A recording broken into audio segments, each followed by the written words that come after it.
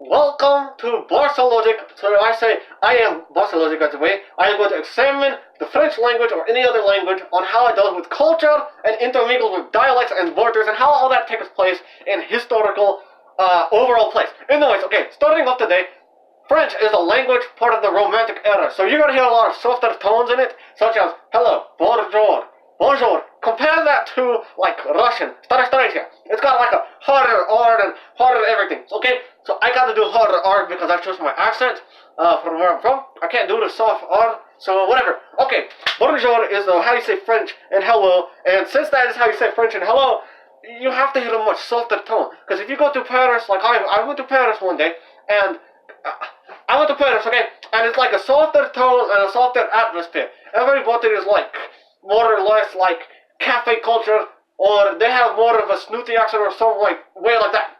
That's just the way Paris is. You go outside of France and like you go to Tours or something like that, or Montpellier, they still have a softer tone because the way the architecture kind of fits in with the language, it has a more softer tone, and it gives you a little bit of like difference. If you go to Spain, it has a Spanish atmosphere, you know what I mean? The red roofs and the clay towers and everything. It has an atmosphere that's fit for Spanish because of the way it's shaped. Language shapes architecture, which shapes culture, which shapes dialect, which shapes borders. Okay? So if you look at France on the map, I'm gonna put it up, boom, France on the map, here it is. It's kind of like an octagon shape. It has a little sea, overseas territories, but overall it's surrounded by Slavic and Romance languages, more or less Romance languages, a few Slavic and Germanic languages. It kind of intermingles with everything.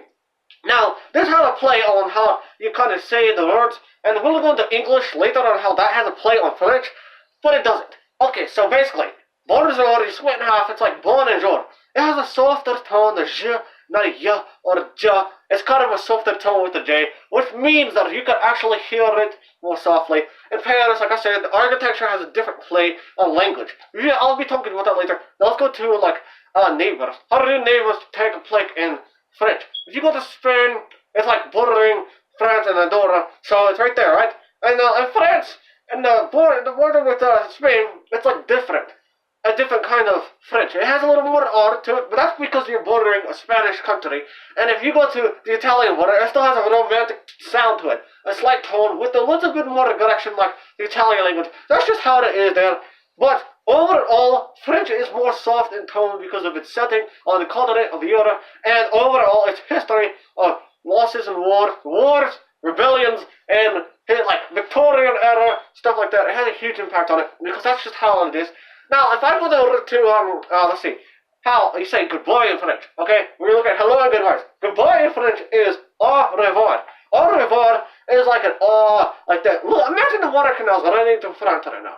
A nice common, narrow street, so you got that narrow nasal smell, the narrow nasals in your mouth, because that's how you speak French. It's got a narrow nasalness, and then you go, like you have no other time to say.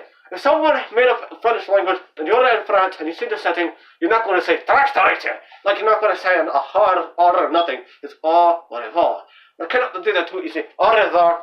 It's easier to say because that's just how it is. The lakes and the rivers intermingle to France, and the combination of greenery, humidity, and all sorts of things do take a play, and they say that's how it is in French, in the language.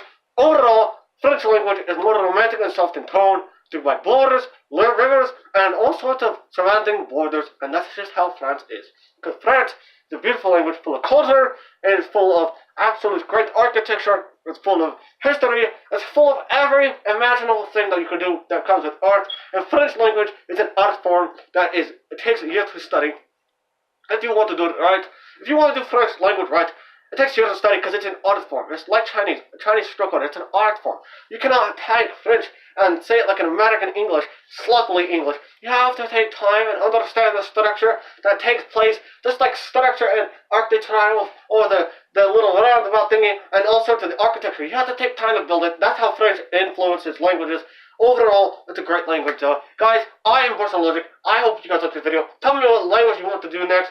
Subscribe to post the notifications on, because I will get better English, I will get better languages, we will get better scenery, we'll be better, and at 30 subs, I might reveal myself, who knows? Anyways guys, I'm Barcelogic, au revoir.